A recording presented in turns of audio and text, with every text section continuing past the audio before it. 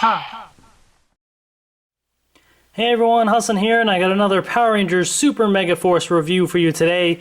This is the Thundersaurus Megazord figure. So this is kind of like in the line of Retrofire figures, except they don't call them Retrofire figures anymore.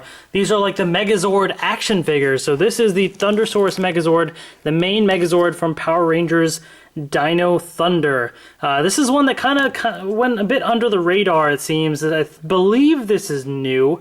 I tried to look online and I don't think I saw that this has been released before. And it seems like I might be one of the first to have it because it was on Amazon very briefly and I got it. So here it is. So you're getting first look at the Thundersaurus Megazord figure. The packaging has got your Super Megaforce logo and everything. Surprisingly, no Dino Thunder logo on here. I would have thought they would put that on here to symbolize that season. But it says posable right there, Thundersaurus Megazord figure. There's the figure. And the Super Megaforce logo there, not Dino Thunder. There's your UPC and everything as well. On the back, it shows you kind of your Super Megaforce logo and everything there, but it shows you the various Megazords that have been released. So they tend to release these in the past at 2 at a time. And for Super Megaforce, they released the Legendary Megazord and the Wild Force Megazord, and this was a re-release from the past. But it looks like they're just releasing the Thundersaurus Megazord now. It doesn't seem like there's another one alongside it. But those are the 3 there on the Super Megaforce line. And here are a bunch of the new 5-inch figures right here. So here they are. I believe these are the last 2 waves of figures, so these should be coming out very soon. I will be reviewing all of these very soon as they release, so I'm excited about that. Should be cool. But anyways, let's open this guy up and take a look, and I'll do some comparisons with all the other Megazord figures that I have as well. So here's the Thundersaurus Megazord figure out of the box right here. Let's take a look at him. He looks pretty cool. We'll talk about his articulation and all that stuff in just a second, but I actually think, you know, overall he looks great. Just the colors and everything are pretty good. So as you can see, now these figures, for those who don't know, they're very stylized. You know, they're almost like anime style. They're very exaggerated because in the normal robot modes they wouldn't be able to do some of the poses that these figures can do. But these guys are always fun for their interesting poses. So some nice, you know, paint and everything. They use some gold there, yellow, and then blue and red for each of their individual Zords as well. But it's nice attention to detail, how, because that's the actual Yellow Ranger Zord there, and you know, it's nice that they don't just put them all like gray or just all red or something, some random colors. They actually try and take the time to color them somewhat appropriately. So that's always nice. That's what the back of it looks like. So, in terms of articulation, the head can rotate around 360 degrees, and it can move up about that much. That's as much as it can look up, and it can look down a lot. And that's a little weird, because if you have him standing up, it almost looks like he's kind of looking down, just because the way the helmet is designed and everything. So I wish it would have kind of been able to go up slightly more. The arms can all rotate around 360 degrees, both of them. So you do have that articulation, and they can move apart, you know, that much. Although this side does not like to really stay in place that much, so you kind of have to play around with it. The shoulder pads can sometimes come off, so you just kind of stick them back on like that, so they're not completely tight. You see, if you try and force it too much, it's going to pop off like that. So there's that. They don't bend here, like there's no joints on these pieces here. So this is like all one long piece, and this is all one long piece. There's no like elbows or anything for these. This piece, you know, that's it. This doesn't open. There's no articulation anywhere here. It's just one piece right here. Just can move side to side or this way like that. This part does rotate around if you wanted it to. So you do have that kind of flexibility there. Then as far as the at the waist, it can rotate around 360 degrees, as you can see. So it rotates around all the way.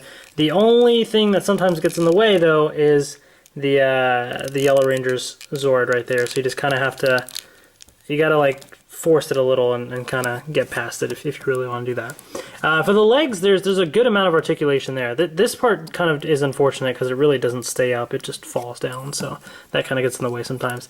But the legs can basically move forward completely straight. This part is bendable. This part can move up, and all of these pieces can kind of, even the pterodactyl one here, they can all move up. So he can move the legs forward completely, and he can move them back completely as well.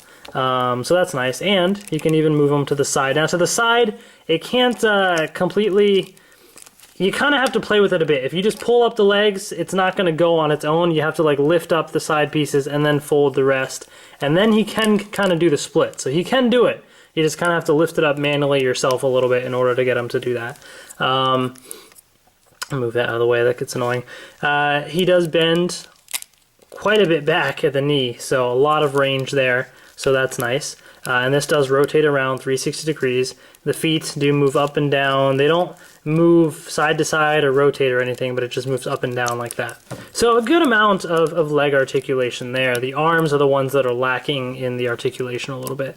It reminds me a lot of the Wild Force Megazord, and kind of how, or sorry, not the Wild Force one. I think like the Mighty Morphin one. Like for example, if I'll just pull this in right here, like these arms couldn't rotate. His arm was permanently stuck straight like that, basically. Oop, you can't even see that. You see what I mean? So it's kind of a similar situation there, basically. But you know, you can still come up with some cool poses. You know, you can kind of have them like, you know, ready to fight like this or something. And I mean, this still looks like pretty epic, you know. Yeah, I think this is pretty cool. So I love the design of the Thundersaurus Megazord as is. I had the Megazord for the Dino Thunder toy line when that came out, and I bought it, and it was awesome. I really do like the design, and I love the stylized version of it too that they did. It's very cool looking, and I like being able to pose it like this. I think that looks awesome. So even though it has a slightly limited range of articulation in the arms and everything, I still think you can get a good amount of poses with it, and I think it looks pretty cool as is. I mean, that's just, look at that. This is epic. I really do like this. I think it looks pretty cool. So let's kind of get him with all the other Megazords so we can kind of compare them all. So here are all of the Retrofire or Megazord figures, or whatever you want to call them. These are all the ones that I have. I've been starting to collect them since the Samurai days. So they kind of released a couple of them together. I'll show you. Kind of move in a little closer. So they released the Samurai Megazord and the Clawzord together. And then for Megaforce, they released Gosei Great and Gosei Grand Megazords together. And then they did, I think, Gosei Ultimate and the Mighty Morphin one they re-released. So Mighty Morphin being on that side there. And then they did this Legendary Megazord and Wild Force Megazord, and now here's Thundersaurus Megazord. And there were more before this. I just didn't start collecting until the Samurai days, so I don't have the ones from before then. But here it is, and they look great together. I think my personal favorite is the Legendary Megazord because the articulation is fantastic. He looks great, awesome poses, just everything about him is awesome. The Thundersaurus Megazord is a very close, you know, might be second place. Maybe the Clawzord's pretty awesome too, but so maybe a second place just because I really love the design of it. I think it looks awesome, and you can have a cool little pose like this with it. I think that looks great. So I really do like the Thundersaurus Megazord.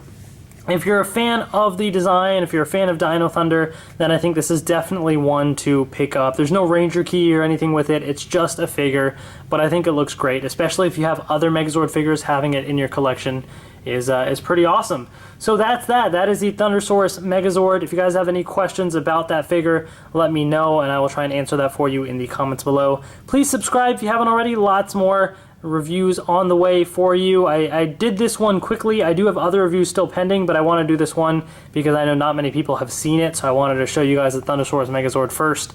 But I do have reviews of more Ranger keys coming next week, as well as the Silver Rangers Morpher and Spear. Those are all arriving in the mail next week, and I'm excited to review those. So stay tuned. Please subscribe if you haven't already, and I will see you guys later.